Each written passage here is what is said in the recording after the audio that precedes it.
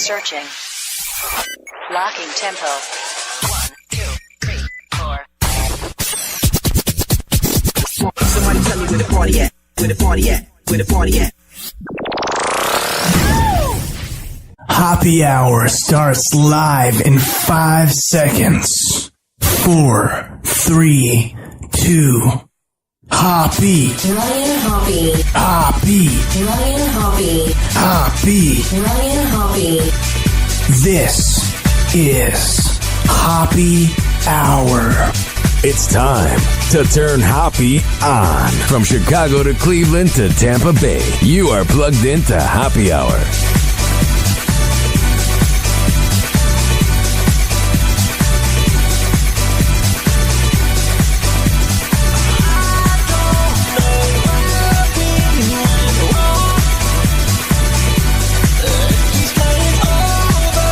And over my head,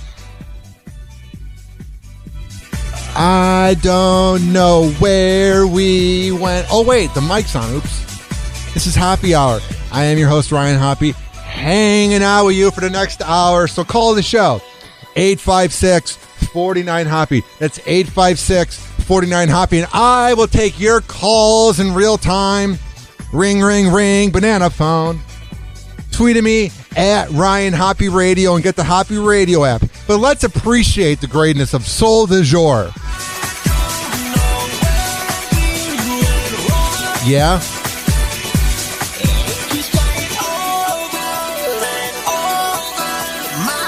I know what you're saying.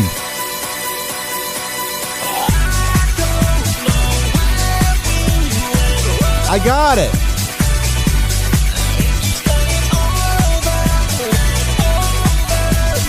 We hear ya. This is being brought to you by Eric Marshall Kickboxing, Muay Thai, and MMA in Bradenton. Are you sick and tired of being out of shape? Are you sick and tired of looking at yourself in the mirror and you want to change the way you look? Your wife is looking drop dead gorgeous. She just had a baby and wow, it looks like she didn't even have a kid. And you're over there looking like a slob. Change your life today. 6103 28th Street East, and that's in Bradenton.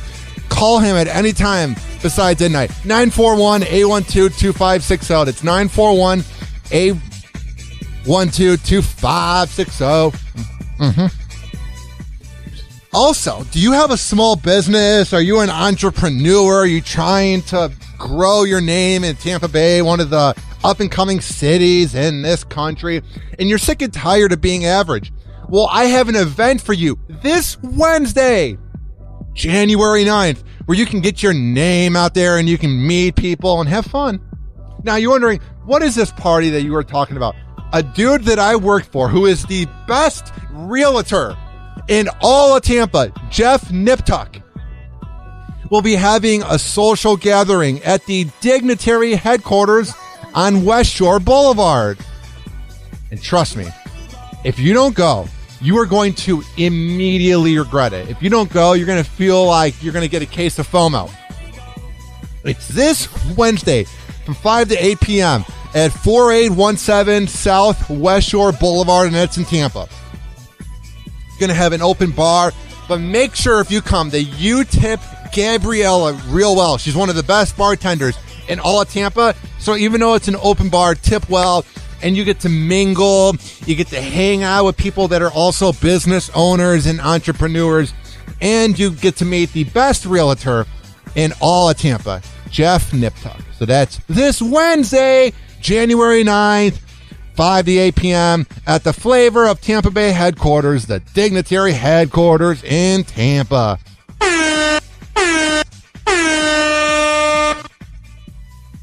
Yeah. Okay. So, here's the thing. If you're a 102.5 The Bone listener, then you know who Avocado is. Avocado Rocker. If you're not a 102.5 The Bone listener, you might not know who Avocado Rocker is. Now, let me break him down for you, because I have a different angle about him dying. Imagine you're normal. Like, you're a normal human being. He was this guy who was in his mid-50s that was a savant for playing the electric guitar. He was a savant at playing it. He was absolutely marvelous whenever he'd go up there during Pitbull toddlers concerts. He would light up the room. Also, he died for about 10 minutes, allegedly, in the 70s because of an incident where he was on a motorcycle and he had head trauma. So imagine you're this normal, good-looking guy, and then you literally die, and you come back as a guy who's really annoying and smells and bothers everybody, but you have a heart of gold, and you're a good guy, and you're fun to be around, but you're also Avocado Rocker. And that was what always bothered me about, it wasn't when Calta or Drew made fun of Avocado Rocker, because deep down they cared about them. They gave him airtime. So it wasn't when they would bust his balls because it was funny. It bothers me because he passed away and we don't know how he died. I have no idea. I just heard about it when I was listening to Calta's show this morning.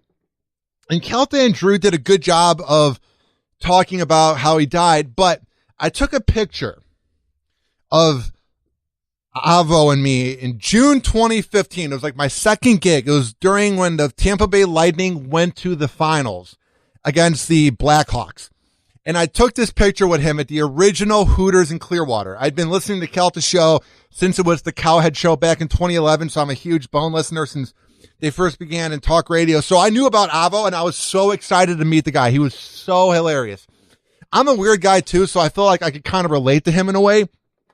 And, I just think a lot of the Bone listeners, it's not that they're being negative about Avo dying, but I've had to delete so many comments. I took a picture of me and Avo, and what I did was I put it on Facebook, and I said, I first met Avocado Rocker at an event back 4 years ago. To me, he was a sweet guy who enjoyed talking to people. I always had a soft side for him. Rest in peace, dude. Here's the thing. I could not believe. Now, we have the best listeners in talk radio, and I will say that. The Bone fam's awesome. We crush it in ratings. I'm saying we as if I'm the reason they're number one. I just board out the weekend shows, and I'm allowed to use the rooms after hours. Happy Hour isn't a part of the Bone. I want to have a show on the Bone, so when I say we, I feel like I'm a part of the Bone team, but this show has nothing to do with the Bone. But what I'm saying is I've been around the Bone for 4 years, and we have the best listeners in radio.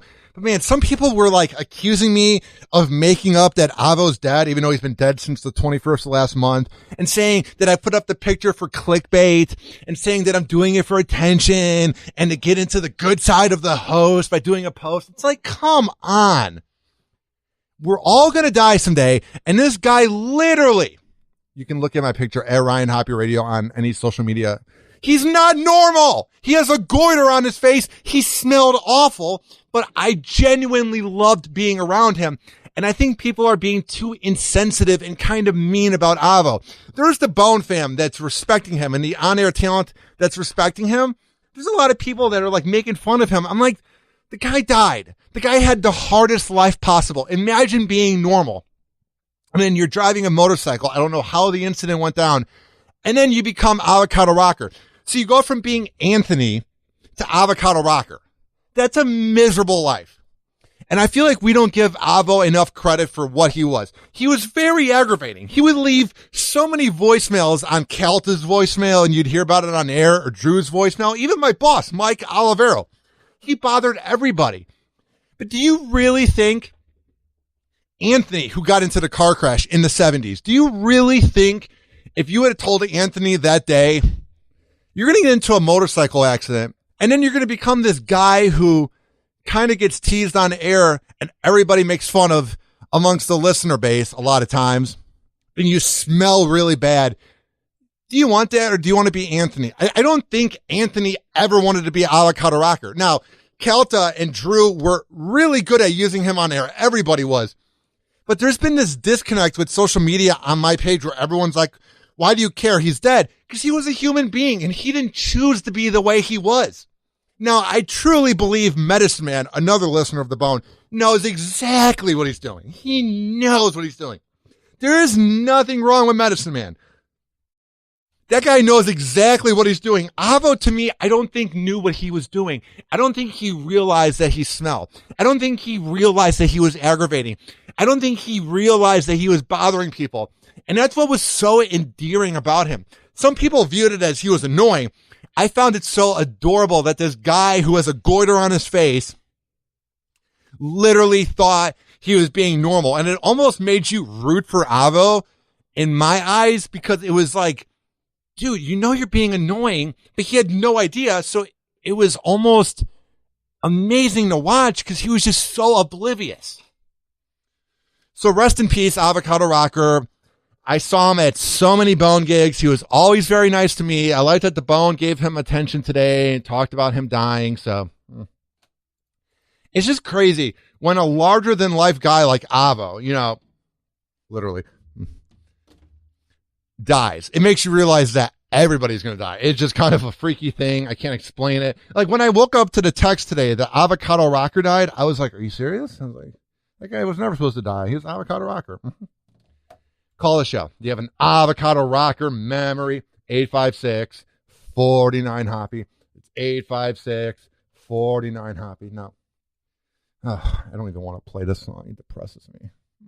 But I have to, You got to get over it somehow, You got to move on. Life's short.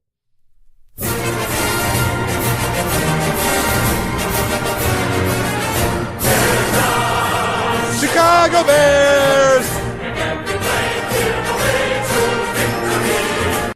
Oh my. Oh my. They did not lead themselves to victory. Oh, how do I even begin? Okay. Before I even started ripping into Cody Parkey, which I know is the easy thing to do, I got to talk about Mitchell Trubisky. Cool. I'm glad he had those 2 bombs at the end of the game to put us into field goal position, but we had 3 effing points at the halftime. We were tied to the Super Bowl champions 3-3. That's not going to win you a playoff game. That comes back to bite you in the ass. I don't know much about football. I never played football, but I will tell you, having 3 points in the first half against the Super Bowl champion is never going to win you a game. Ever. Ever. Ever. And what really pissed me off was Mitchell Trubisky. Seems like a nice guy. He seems like he's unable to admit that he should have had more offense in the first half. Because Mitchell Trubisky has this nice guy attitude, and he did everything I predicted on this show. I said, unless he has a consistent game like Tom Brady or Rivers, say what you want about the Chargers game against Baltimore. They kept putting up points, field goals, and that's how they beat Baltimore. Mitchell Trubisky was unable to do that in the first half, and it came back to bite us in the ass. Now, here is some of the post-game press conference after they lost. The team for the field goal there. What were your thoughts about the way you had moved the team, and what was ahead for Cody getting a swing at it? Yeah, that was our goal. I felt like the offense, we just did our job and just try to get as close as you can to give our team an opportunity to finish it, and we just came up short. So, okay, so it's cool to say I was trying to get them as close as I could. Where was that in the first half? It's cool that you were clutch in the end to get them close, but where was this throughout the game when we needed points against the Super Bowl champions, Mitchell? You can say all you want, patting yourself on the back. Oh, look at me. I was in the clutch. I'm not the reason they lost. You kind of are.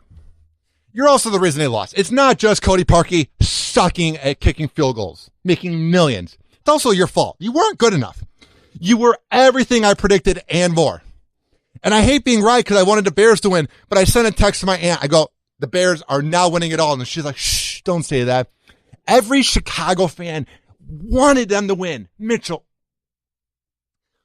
please, you don't have to be the greatest quarterback of all time. But for us to ever win a Super Bowl with you, you got to be like Joe Flacco where you're good enough. Or like Manning when he was on the Giants or on the Giants right now. Like, you cannot be that inconsistent and think you're going to win playoff games. I'm just saying. Mm-hmm. It's kind of just, we're just all shell-shocked a little bit. We didn't expect it to end that way. But we put ourselves in a pretty good position to win that game. And we just battled all night long. So I'm just proud of the way the guys stuck together. You really didn't put yourself in a good position to win that game because you had 3 points in the first half.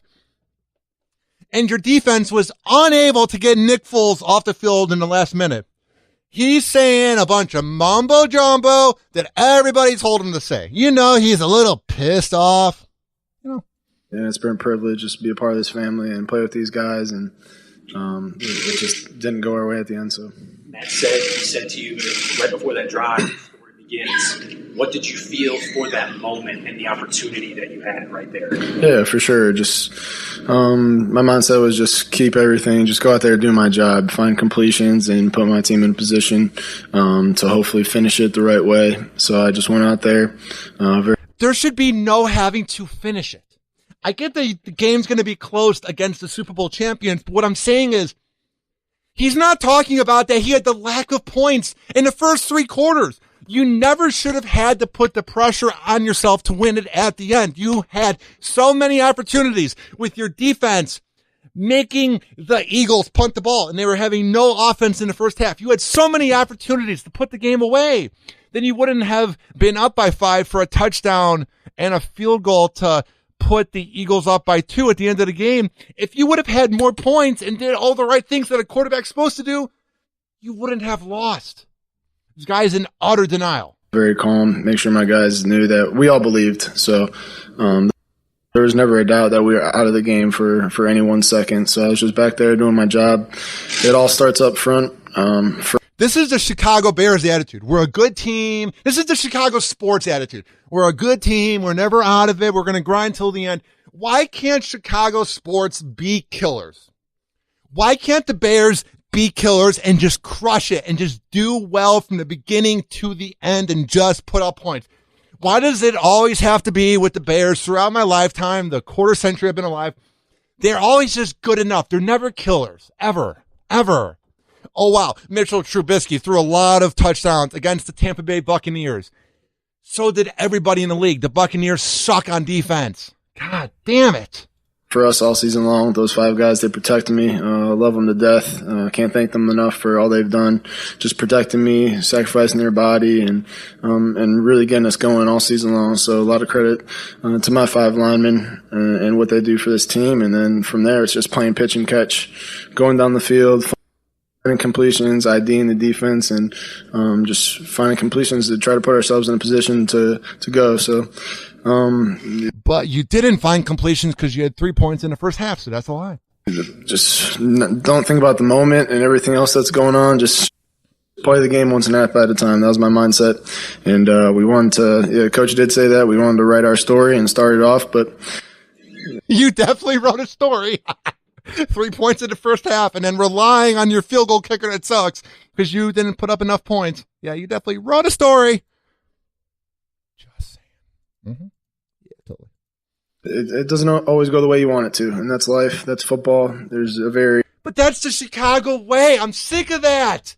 I'm sick of the thing. Oh, there's always next year. It doesn't always go your way. Whatever. I'm sick of that attitude. I can't take it.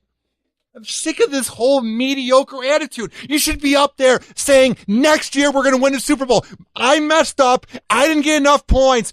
But he's trying to pat himself on the back so that it's all going to Parkey. He didn't take any of the blame. You didn't do enough.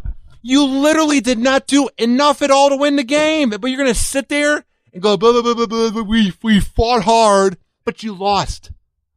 God damn it. Very crazy, like, finalizing thing about football when you come up short.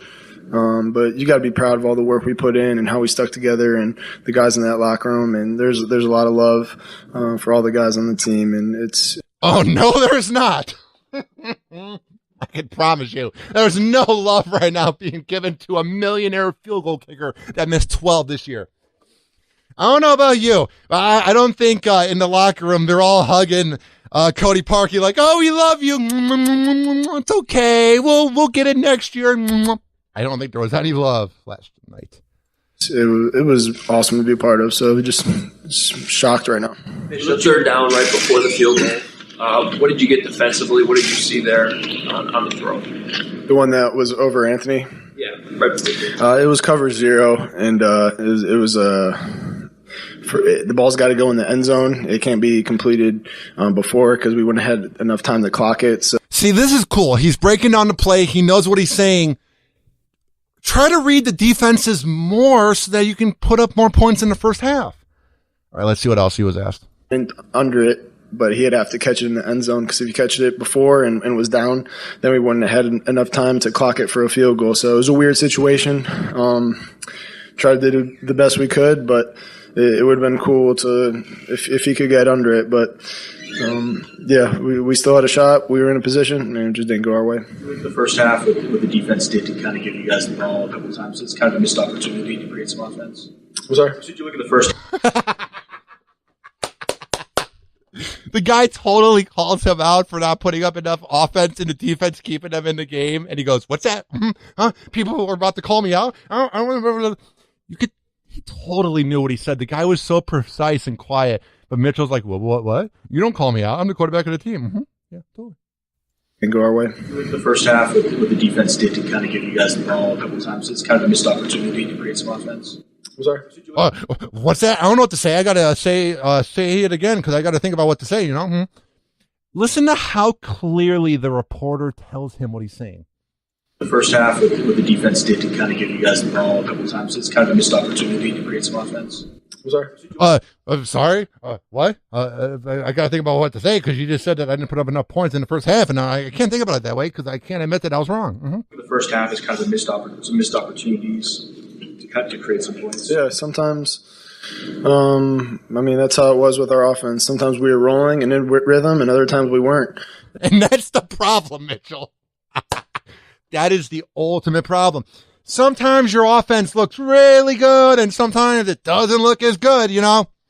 That was what crushed your team, Mitchell. I'm about to blame Cody Parkey, too, so I don't want people thinking he's off the hook. I'm just saying there was not enough hate given to Mitchell Trubisky. There's not enough that he did not live in the moment. He could say, oh, you lived in the moment. No, you didn't. And it's just making adjustments on the sideline, getting our mindset, getting everybody on the same page. And I truly believe it all starts in the huddle. Just getting guys in and out, breaking the huddle, and everybody be on the same page, doing their job. And there's a couple drives that didn't go our way in the first half, but, we're a team. To me, the definition of a couple of drives not going your way in the first half would be like, if you go down the field, you get about 40 yards, but then you're just a little bit outside of field goal range, so then you have to punt the ball. Scoring 3 points in the first half against the Super Bowl champion is the definition of everything not going right. Hey, I've never played football, so maybe I'm wrong. Maybe I am completely off when it comes to this topic. 856-49 Hoppy. We know we have a great defense, and they did our job, and we just need to get something going on offense. So it's not always the way you exactly want it to be, and it didn't go that way. But I'm going to have to watch it as well. But God, what's this nonchalant, things don't always go the way you want, blah, blah. That's not a winning attitude. Winners go, you know what? I messed up. It's on me. We're going to figure it out, and we're going to go from here. But this whole attitude of, it's like, hey, shut up. God damn it. All right. Enough of bashing Mitchell Trubisky. Here's the thing, too. When it comes to Cody Parkey, I remember I was watching the game this year against, I think it was the Dolphins when they missed the game-winning field goal. And you've seen him miss like 4 field goals against the Lions this year. And you know what? I've been watching the Bears for about 15 years now. I began watching in like 2003. And I can tell you, I knew Cody Parkey was going to come back to bite us in the ass. There is no way you can have an overpaid bum. You cannot have this guy who prays to the sky after even losing and missing a field goal and say that that's not going to come back to bite you in the ass in the playoffs. You can never say to my face that Cody Parkey wasn't going to be the problem that leads you to now winning a playoff game. Because playoff games at times don't go your way, so you literally have to give it your all until the end. Look at some of the Super Bowl wins for the Patriots. Adam Vinatieri bailed them out. Everybody talks about Tom Brady having 5 rings, and he deserved it, but some of those field goals weren't kicked by him. They were kicked by Adam Vinatieri. So what I'm saying is you can't be a legitimate team and keep Cody Parkey around. No, listen. I'm not going to say F you, Cody Parkey. I'm not going to say this because I don't play sports. Okay, I get it. But here's the problem with the Bears. It's not just Cody Parkey's fault that he missed the field goal. It's Matt Nagy's fault. And it is the McCaskey's fault for not getting money out of their pocket to re-sign Robbie Gould, who's one of the most accurate field goal kickers of all time. Absolute joke. Guess how much Cody Parkey makes? This year, he made $5 million. Yeah, totally worth it. This whole thing, it's usually females or it's like sentimental guys on social media that are like, I kind of feel bad for him. Do you really? Do you really feel bad for a guy who makes $5 million, who literally, I'm not saying has the easiest job, but has one job? Because I saw people saying like, oh, well, what about quarterbacks, that don't throw all the time and then have some incompletions? Well, that's different because there's other ways to get offense. You run the football and you get a touchdown from your running back. You recover fumbles or get interceptions. Defenses and running backs can produce offense. So if a quarterback has a bad game, it's not going to cause you to lose the game. But field goal kickers literally have one job. And when you're making $5 million, you got to do it. You can say all you want, Hoppe, you don't play sports, so you don't get the pressure, Hoppe, blah, blah, blah, da-ba-dee. It doesn't matter. You have one job. Just saying. And I don't know why he kicked the first one before the Eagles coach took the time out to ice him. I'm pretty sure. I've never played sports, but I think the rule is if the timeout is thrown, you don't kick. It jinxes you. Now, maybe I'm wrong, 856-49-HOPPY, but I've heard that multiple times. So Cody Parkey is then immediately putting pressure in his head by saying, oh, God, I got to do it again. I just did it now. I got to do it again. I got to do it again. I feel like his brain is like when you're making a milkshake and it's just... I feel like there's so many things that go on in his brain that he is not living in the moment when he is playing football. You know what I think it's like? Think about it this way. So you're about to kick the field goal. They're like, come on, Cody, you got this. We got this. You're going to make it, and we're going to win this playoff game. And Cody's got all this pressure. The crowd's going crazy at the game. And then his brain, it's a pretty weak sound effect. I'm trying. And then his brain is like this. The sound of a milkshake being made. It's just...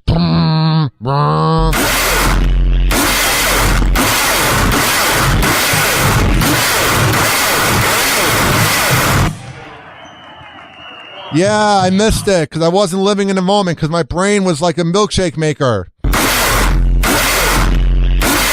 When you see Cody Parkey go out before field goals, he doesn't look like he's all focused. He doesn't have the killer mentality. You can tell through his eyes that his brain is literally going.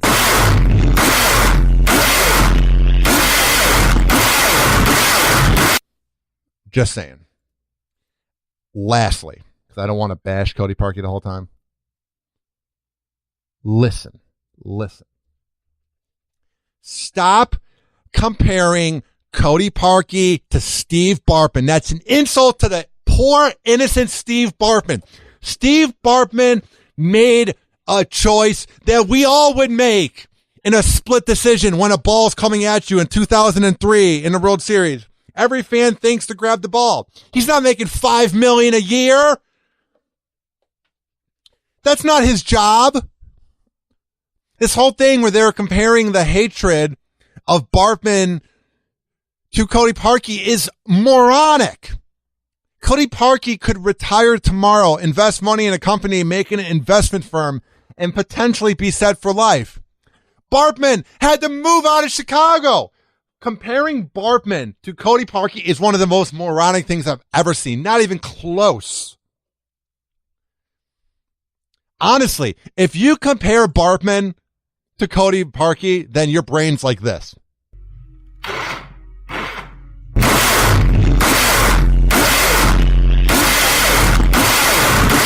Just saying. All I wanted was the Bears to win. Not really. I want to make money in radio. It's more what I care about. That was the thing, too. It was like 10 years ago, 5 years ago, I would have been angry about the Bears losing. But you know what? Went to Pornhub, got the job done, and then relaxed. But it would have been nice, you know, after the game to, you know.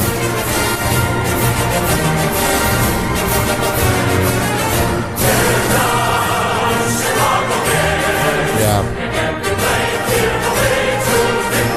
Yeah. Yeah.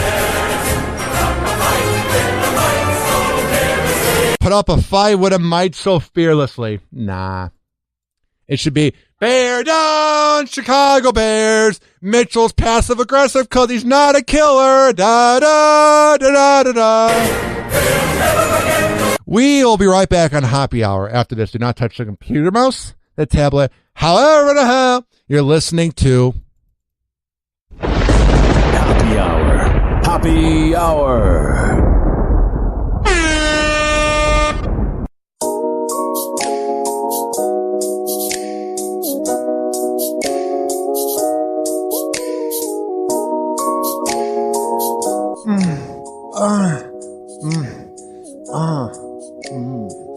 Oh, hey. Oh, yeah. Oh, yeah, to you. Oh, yeah, babe. My whole life has changed since you came in. Since you came in, I knew back then you were that special one. You were that one. I'm so in love, so deep in love. You make my life complete. You complete me. You are so sweet, are so sweet. No one competes. No one competes. Glad you came in my life. You blind me with your love. With you, I have no sight. Are you sick and tired of waking up every morning and looking at yourself in the mirror and being disappointed in how you look? Are you sick and tired of going to social events and seeing your friends in better shape? Are you sick and tired of watching TV shows and wishing you had the body of the famous actors? Well, guess what? That can change immediately if you go to Eric Marshall Kickboxing, Muay Thai, and MMA in Bradenton. He has the best classes for you to get you in shape. It's not like any other boxing trainer where they're just cashing in a check, teaching a class. Eric Marshall cares about each and every one of you that come to his class. So if you go there and tell them that I sent you, they will hook you up with a top-notch deal. Now, to get into contact with Eric, it's not hard. It's not rocket science. 6103 28th Street East, and that's in Bradenton. 941-812-2560. Go there and get into shape today. It's time to turn Hoppe on. It's time to turn Hoppe on. Oh, yeah. It's time to turn Hoppe on. Oh, yeah. It's time to turn Hoppe on.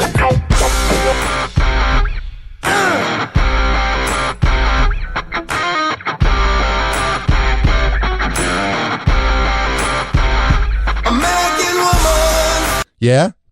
Stay away from me. Yeah, you dirty whore. American woman. Mama, let me be. Yeah, get away from Lenny. Don't come hanging round my door. Yeah, leave him alone. Go away already. I don't wanna see your face no more. I got more important things to do. Yeah, Lenny's a really busy guy. Let him be. Spend my time going on with you now, woman. Stay away. What are you, crazy? American woman. Yeah. Listen what I say.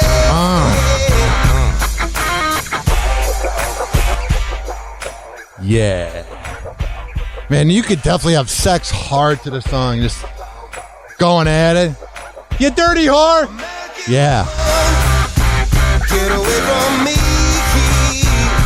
American woman. They just don't make music like that anymore. Call the show. 856-49-HOPPY. 856-49-HOPPY. It's time to turn Hoppy on. Yeah, it is. Lewis 2 Live at Dance Factory. It's time to turn Hoppy on. Man, this song is addicting. We got it. It was an interesting weekend in the NFL. It was crazy, I tell you. Mm-hmm. Yeah.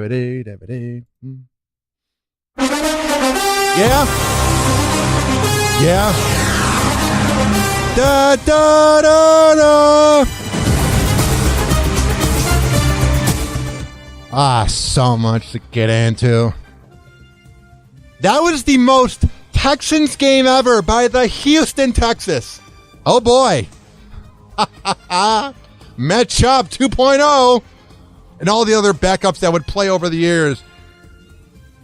Deshaun Watson is not ready for the moment. He was not ready. He's throwing balls at guys' sneakers. He's overthrowing balls. All of that. You could definitely tell that it was not his moment. And you could definitely tell that Andrew Luck was all about that moment. The 2 years of being out with injuries and coming into the league, replacing Peyton Manning. You could tell that Andrew Luck wants it. And that is a team to look out for right now. That defense is better than it's ever been with Andrew Luck. Their coach knows what he's doing. And I think this is Andrew Luck's moment. Yeah.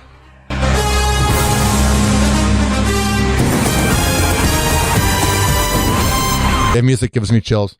I just think this is Andrew Luck's year. I think being out for 24 months, 2 years, I think probably drives him nuts. And seeing other people win in the league and he's getting older, I think he really wants it this year because he was a killer against the Texans. He looked great. He looked amazing. I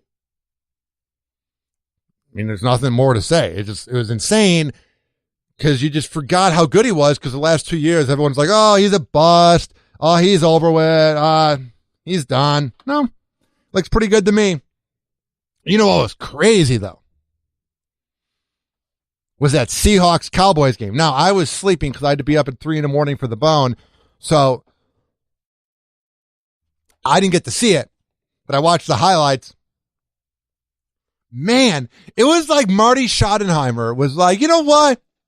We have a quarterback who's been doing really good with Doug Baldwin, but I want to keep running the ball against a Dallas defense that's been preventing us from running the ball, and we don't have Marshawn Lynch like it's 2014. I'm going to keep running the ball and not use Russell Wilson enough. What a smart idea. And Bart Scott, who's on WFAN in New York City, who played on the Jets about 10 years ago when they went to the championship game. I think they lost to either Pittsburgh one year and then the Patriots the other year. He said that Marty Schottenheimer's offense, the offensive coordinator at the time for the Jets, who's now the offensive coordinator for the Seahawks, single-handedly made sure, in a way it seemed, that they wouldn't go to the Super Bowl because of the plays he was calling for Mark Sanchez. He literally did the same thing for the Seahawks. Like, if it's not working, get away from running the ball. You have a quarterback who should be a back-to-back Super Bowl winner. I don't know what it is about the Seahawks. Not running it in the end zone in the Super Bowl and then this game. But they have this idea in their head where they're just trying to prevent you from going to win a game. They just have this attitude where they shoot themselves in the foot. I know everybody can be a Monday morning quarterback and everybody can pretend they're a coach, but why does it seem so easy to us? If it's not working, start using your quarterback that has an arm. It's not like you have Lamar Jackson as quarterback, which, by the way, oh my God. So much going on there with the Baltimore Ravens losing to the Chargers 23-17. There's no reason for Lamar Jackson to be in the game. You know why he was in the game, and you know why Joe Flacco didn't go in the game? That was a statement by John Harbaugh. He was saying, I'm done with Joe Flacco and I'm going to ride or die with my quarterback. He wasn't living in the moment of how can we win this game. He was saying this is what the franchise is. It's now Lamar Jackson. Joe Flacco, thank you for the 11 years and all the playoff wins on the road. And thank you for winning us a Super Bowl, but you're not coming in. That's all that was.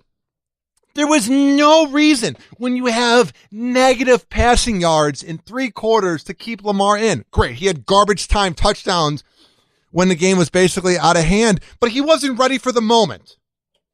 And man, it was so awkward. They would show on the sideline on the bench. It would be Lamar Jackson to the left and then Joe Flacco in the middle and then Robert Griffin the third, RG3 to the right. It's just 3 alpha males that really want to be in the game.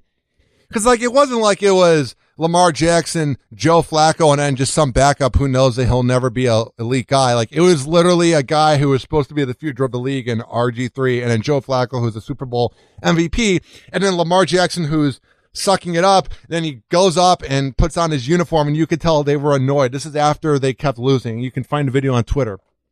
There was no reason that Lamar Jackson should be in that game. And great, he helped you come back later on in the game. I know he's 21 years old, and I know that he might get better, but he needs to quit running so much. It's okay to run around to get first downs, but he had the most attempts ever in a regular season by a quarterback that kept running the ball. He had more rushing attempts in a half a season than any quarterback has had in a whole season. That's not going to win you in the long run, especially when he's 21. Teams are going to spend their whole offseason. When they find out that they're playing the Ravens, they're just going to watch Lamar, and defenses are going to crush him. He needs to start having a legit arm. If I'm Lamar Jackson, all of those guys have connections to other quarterbacks that would want to mentor them in the offseason. If I'm Lamar Jackson, I'm in the gym every day just trying to fix my spiral and trying to fix my throw and my approach. If I'm Lamar Jackson, you know what I do? I work on my arm every day. Quit running because you're never going to get rid of that because it's obviously a God-gifted talent you have running for a first down. But this whole thing that he's going to get better in the future, you got to work on that arm. Without that, you have no shot. And what I think that the Chargers did to win the game with Rivers, what they did brilliantly was they kept putting up field goals, which is what they did enough to win the game. It wasn't like the Bears game where they didn't put up any offense. It may not seem like the Chargers were killer, but the Chargers at the same time kept putting up points and they did enough to win the game. Call the show. 856-49-HOPPY. It's 856-49-HOPPY.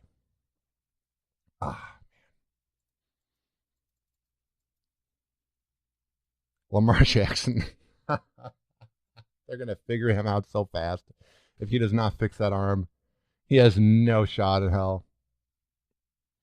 No shot with that arm. The most rushing attempts by a quarterback in a half a season. So think about it. Out of any quarterback that's ever played football, he has more rushing attempts in a half a season than any quarterback did playing all 16 games. That's not a good thing. Mm-hmm. And speaking of which, that Ray Lewis video in the beginning, can we get rid of him? I don't care if he didn't allegedly do the murder, even though I think he allegedly probably did. Can we get rid of him? I'm sick of him. He creeps me out. I feel like he's going to hurt me. Every time I see him on my TV, I'm like, stop. You murdered somebody probably. Go away. You frighten me. You bother me. You make me uneasy. I don't want to be friends with you. I don't want to see you. I don't want you around. It's just go away, man. God. And if I'm Baltimore, I'm embarrassed that Ray Lewis is my leader. You would think the franchise should probably begin separating themselves from him. The franchise should probably begin just pretending he's not around. Because in the beginning of the game, they had this motivational speech. And he's just talking to you, and you're like, shut up, Ray. You murdered somebody, probably, allegedly. You're not a good reference. You're not a good role model. Go away. Go away. God damn it. I'm sick of Ray Lewis. Can't handle it. I mean, you got to be kidding me. I don't get this thing, this fascination with Ray Lewis. Oh, wow. He does really motivational speeches. You know who else sounded really motivational when you watch interviews of him on YouTube? Jeffrey Dahmer. Psychopaths are likable. Ray Lewis is probably a psychopath. Even if he didn't murder that dude, the fact that he was even associated with it shows character issues. Just saying. But hey, don't tell Baltimore that. You know, they'll get mad at you. They'll throw you right out of town. And don't wear a white coat. Happy Hour. Happy Hour. Are you sick and tired of waking up every morning and looking at yourself in the mirror and being disappointed in how you look? Are you sick and tired of going to social events and seeing your friends in better shape? Are you sick and tired of watching TV shows and wishing you had the body of the famous actors? Well, guess what? That can change immediately if you go to Eric Marshall Kickboxing, Muay Thai, and MMA in Bradenton. He has the best classes for you to get you in shape. It's not like any other boxing trainer where they're just cashing in a check, teaching a class. Eric Marshall cares about each and every one of you that come to his class. So if you go there and tell them that I sent you, they will hook you up with a top-notch deal. Now, to get into contact with Eric, it's not hard. It's not rocket science. 6103 28th Street East, and that's in Bradenton. 941-812-2560. Go there and get into shape today.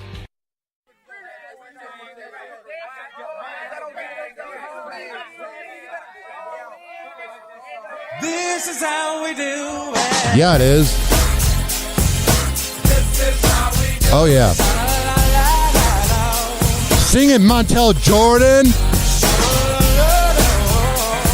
Call Hoppy. 856-49-HOPPY. That's 856-494-6773. This is how we do it. Yeah. It's Friday. It is. And I feel alright. I know what you're saying. The party's here on the west side. Let's go. I reach for my 40 and I turn it up. Designated driver, take the keys to my truck. Driving drunk's bad. Cause I'm faded. Honey's in the streets, say money, yo, we made. Oh, yeah, they're hot. Feel so good in my hood tonight. The sun is like I gangbangers forgot about the drive-by. That's not good. Get your groove on before you go get paid. Yeah, gotta get money. What's going on? And let me hit a party. Yeah. I'm kind of buzzed and it's all because This is how we do it. South Central does it like nobody does. This is how we do it. To all my neighbors, Oh, yeah. much flavor. This is how we do it. Let's flip the crack with the old school bag. This is how we do it. This is All right, enough of that. Call the show if you're even listening anymore. 856-49-HOPPY. 856-49-HOPPY. Okay. So American Idol back in the 2000s was a huge show. You couldn't listen to a radio show the next day without hearing about it. You know what I'm saying? Yeah. It was so popular. Oh, doesn't this bring you back to MySpace and sending text to vote for somebody that was already going to win? Oh yeah. Hey, Ryan Seacrest. Paula Abdul looked so high. That was when Simon was in his prime. Being mean was cool.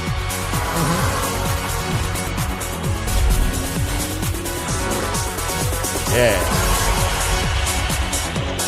Okay. So I began watching American Idol with my mom in probably 2005, 2006. Here's the thing. I didn't see it the year with Brian Dunkelman. Now, if you don't know who Brian Dunkelman is, he's this comedian who was the co-host of the first season of American Idol. Then he walked away from the show.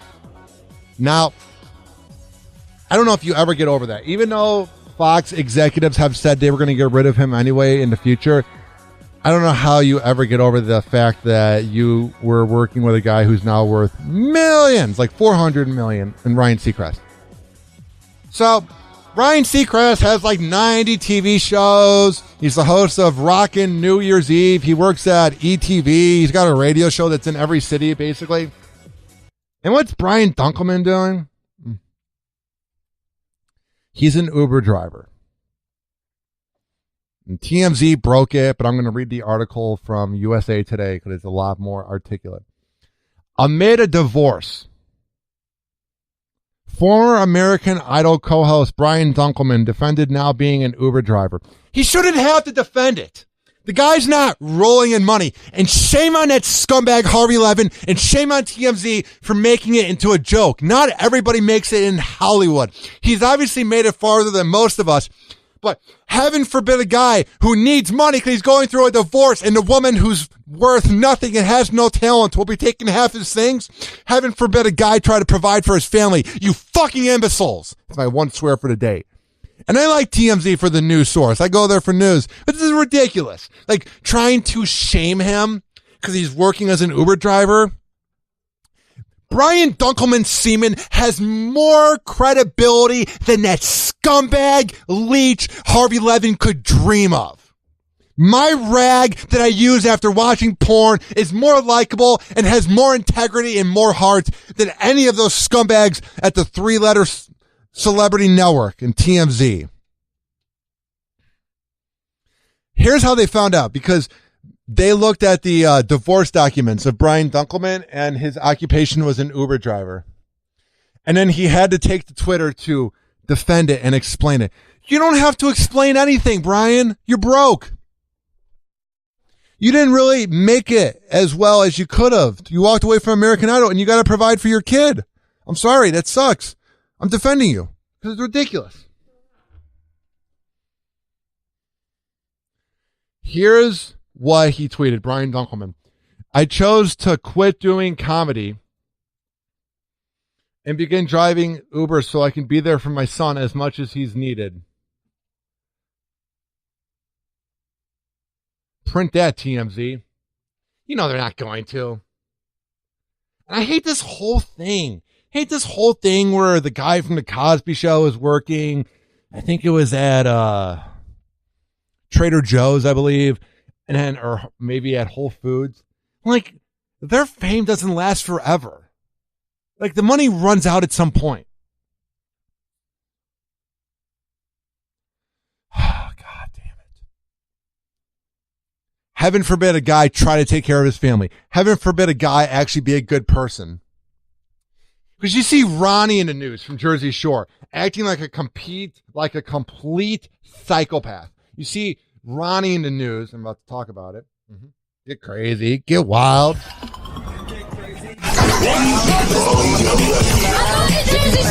Yeah, you are. All right, we got a situation. I'm the sweetest bitch you'll ever meet. I agree. Yeah, laugh, you psychopath. After I have sex with a guy, I will rip their heads off. Go ahead.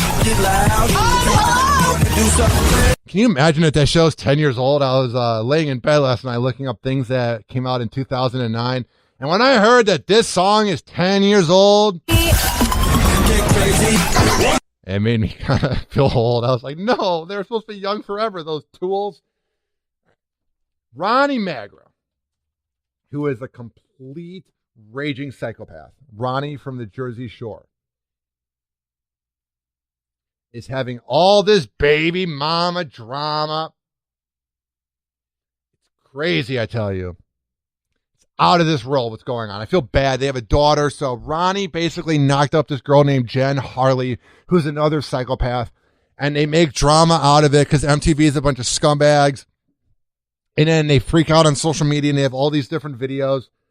And the crazy part about it is the fact that they have a kid in this. So in about 10 years, when the kid's on Google, he's going to see all these old archives. So in the year 2029, he's going to see that his dad and his mom are raging psychopaths. It's really sad. Like, they're forgetting that there's a kid in the picture. Like, you can say what you want about fame. You can say what you want about blah, blah, blah. They're narcissists. But these people, everybody on Jersey Shore, they all seem to forget that they have kids and that this is embarrassing their kids. On Sunday, just days after Ronnie from Jersey Shore filed the report claiming that Jen Harley, his baby mama, threw a glass of an ashtray at him on New Year's Eve. She goes to Instagram to slam him as a narcissist. A narcissist's response to your truth is filing a police report against you or taking you to court for the things that they are guilty of. You're not innocent either, honey.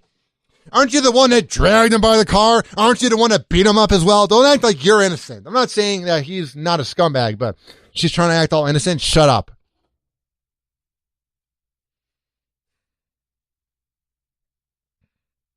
She was mad at something. She saw on the phone Ronnie's girl Jen was, and she freaked out.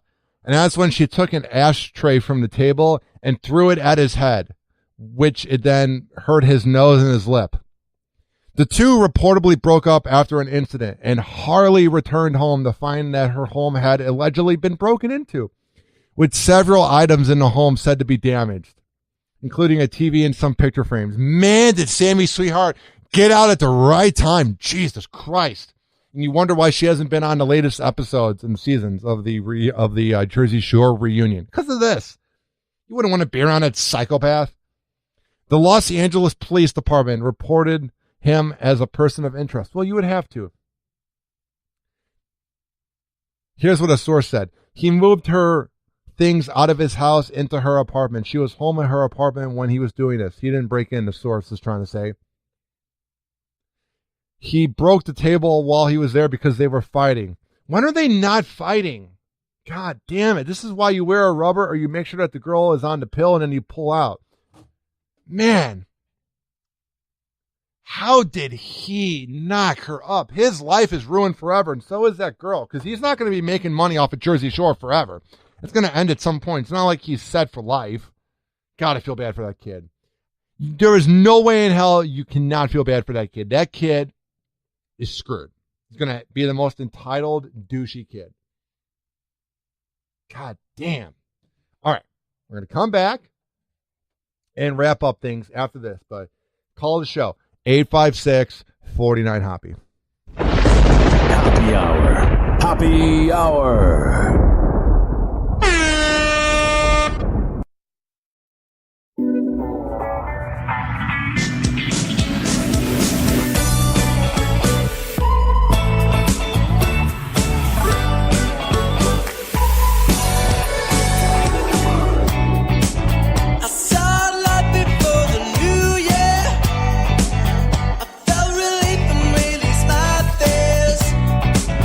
And now it's 2 and I'm still waiting.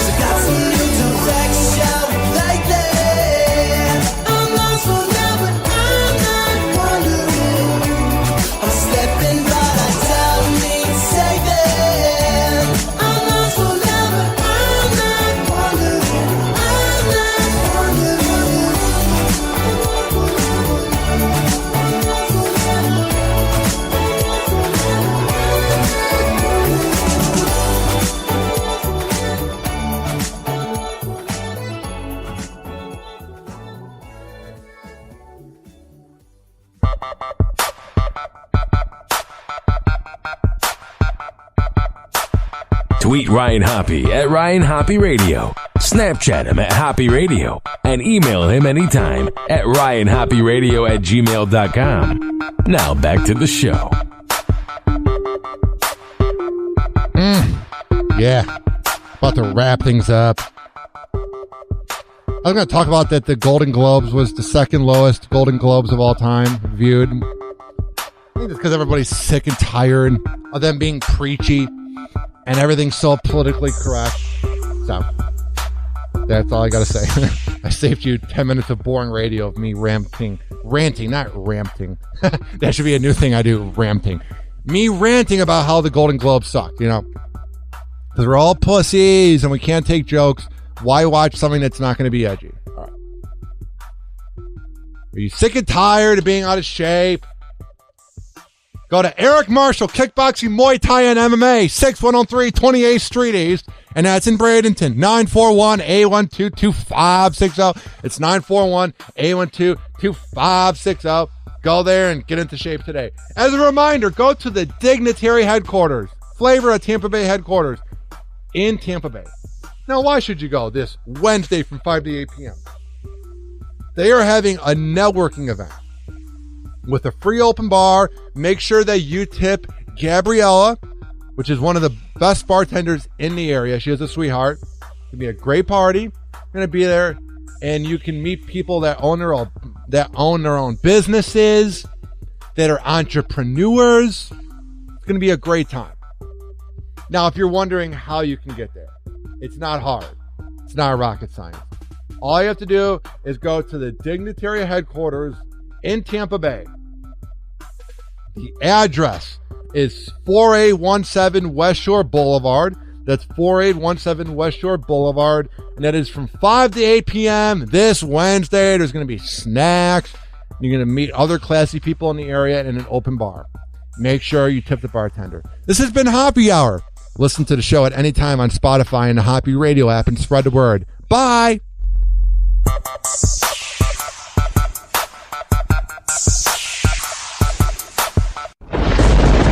Hour.